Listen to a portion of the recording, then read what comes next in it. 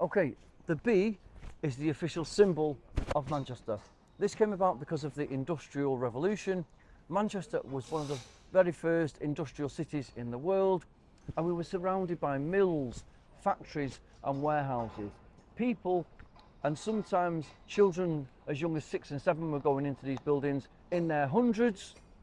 From a distance, it looked like the worker bee going into the hive. Also, the plight of the workers was like the worker bee. We would maybe have to work 14 or 16 hours every day. At the time, this was seen as a negative thing. It was seen as derogatory, but now people see this as a sense of pride that we work hard in this city.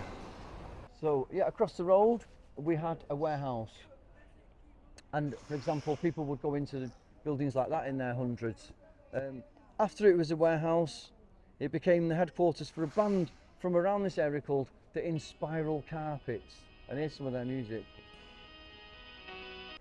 Maybe you've not heard of the Inspiral Carpets, but you've possibly heard of one of the roadies of this band, Noel Gallagher, because 4 years after working with these guys, he was part of Oasis. In 1990, when that song was released and that was their headquarters, only about 300 people lived in the city centre. 300. Now we have over 60,000 people living in the city centre. We have over 10% of Manchester's population now living in the city centre. I'll explain how that's changed over the years as well. Okay, this particular bee comes from the Bee in the City art installation of 2017.